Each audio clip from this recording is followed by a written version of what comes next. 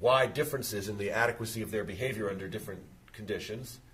And both tend to focus on situations involving immediate short-term goals, because approach motivation itself has been linked to differential left frontal activation. So it fits with the left hemisphere activation hypothesis, and it's when people are working on immediate goals that they tend to have these dominant responses, and they fail to modulate those responses according to new information that comes their way. The chief difference is that the response modulation hypothesis predicts problems only for what is infrequent or what is outside the set, whereas the left hemisphere activation hypothesis predicts fairly general dysfunction under these conditions. So we had used a global-local stimuli, also called hierarchical stimuli. And if you look at that, you probably can see that there is a rather large E, right? I should have at least learned how to pronounce it in French. Thank you. And then, but made up of smaller H's, right? H, is it? No, that's hash. Thank you. What we did was we varied the frequency of this targets. The participants were told to look for an H or an hash as opposed to an S. And on each trial, there would be one of those presented, and they had to indicate which one. It could either be presented at the global level or the local level. In our local bias condition, we presented almost all of the targets at the local level. In a global bias condition, we presented almost all of the targets at the global level. So we assumed that each of these would be effective at inducing people to attend to the more relevant level. So then targets that occur in the less expected places are kind of outside of the main attentional set. But only the local bias should increase demands on left hemisphere systems, because there seems to be evidence that local processing, more analytic, fine-grained visual processing, is handled differentially by left hemisphere perceptual systems as opposed to right hemisphere systems processing global or holistic figures. I have here the results divided up by the three groups. This is first for the global bias condition, and what I hope is apparent is that the groups are fairly similar to each other here. You do see that everybody is faster for the global targets than the local targets in the global bias condition. Everybody's showing that kind of attentional shift that we expect, but we don't see a particularly great deterioration for the people with psychopathic traits on the infrequent targets. The slopes are rather similar. Here's for the local bias condition. And in this case, we found that those with ASPD plus psychopathy were slower. I believe it was significantly slower than those with ASPD only in both local targets and global targets. So again, if it were only in the global targets, that would be maybe consistent with a version of the response modulation hypothesis, but these results seem to favor the left hemisphere activation hypothesis. Okay. Now I'm going to get away from ASPD a little bit because I just haven't run these analyses yet for ASPD, and I probably should. But the question is just, to what extent does the left hemisphere activation deficits also help to explain the connection between psychopathy and crime? And so we figured if they do, then we ought to see correlations between performance under left hemisphere activation conditions and some of our criminal data. And then we ought to be able to measure that shared variance. If the LHA, for left hemisphere activation, if the LHA deficits are important in accounting for that shared relationship, then we ought to be able to see that statistically, and I'll show you how I try to do that. That's just a way of saying we found left hemisphere activation deficits in a bunch of studies, but I'm not going to go into those at all.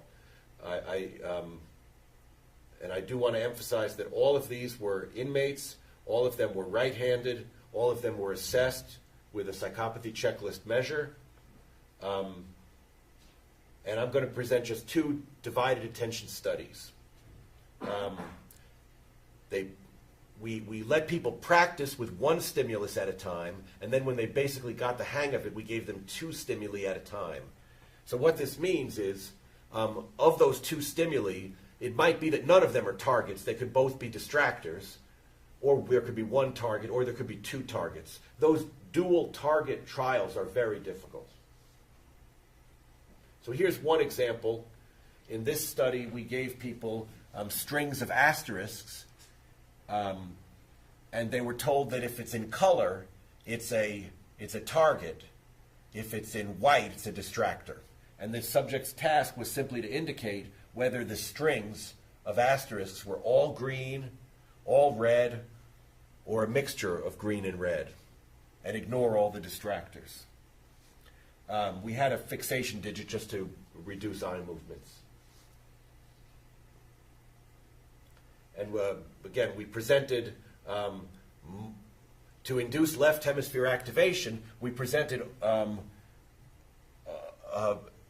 differentially a large percentage of the targets to the right visual field, based on this idea that perceptual pathways are crossed and motor pathways are crossed, right? If people are differentially attending to the right visual field, I'll do it for you all. If you were attending mostly to targets over here in your right visual field, you would be depending more on left hemisphere attentional systems.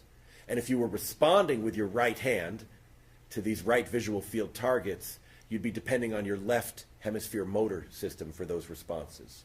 So that's the idea. And then we had a control condition in which they were equally distributed. I don't want to dwell on these data. I want to get right to the crime data to save time. But you can just see here in our left hemisphere activation condition, the psychopathic inmates were less accurate. Actually, it was only for one of the two in this case. We didn't get the general deficit that we predicted. In our control condition, actually the psychopathic group was more accurate, but I'm not making anything out of that. The psychopathic group was also slower in the equal activation condition, so I think it's actually just a speed accuracy trade-off. But anyway, in the left hemisphere activation condition, it's a clear deficit. They certainly were not faster there. They were just less accurate. That's just to show that it worked. Here's one more study. Again, I'm going to gloss over the methods to get to the crime data. This was a dichotic listening task, and actually my slide is mislabeled, but I was trying to convey the idea that there were target sequences of tones and distractor sequences. In this case, anything that was relatively low-pitched was a target, and anything that was I can't do it, I'm a little bit sore. Anything very high-pitched would be a distractor. And it's very easy to tell low-pitched from high-pitched tones, when they're one at a time. But when you get two at a time, it's much tougher. The targets could either be monotonically ascending in pitch, regularly going up, boop, boop, boop, boop, like that. Or they could be constant in pitch, or they could be a mixture of constant and ascending limbs, which is what I've tried to depict here, actually, a mixed target. And then the distractors, people were just told to ignore anything that's high-pitched. And again, in this case, working with Yanasuki, she asked that we collapsed across the right ear targets and the left ear targets, and what we saw was a group difference in response latency, that the psychopaths were slower to the right ear targets and the left ear targets under left hemisphere activation conditions, but not under right hemisphere activation conditions. We also looked at responses to distractors, and we saw a dramatic discrepancy with our psychopathic offenders responding to a lot of the high-pitched sequences. Again, it's very easy to ignore these under single-task conditions, but under dual-task, not so easy. Okay, let's get to the crime data. These are the correlations. We looked, and this is from that dichotic listening study. You can see we've got correlations for the left hemisphere activation condition and the right hemisphere activation condition. Frankly, I was really surprised when I saw these data. It looks like,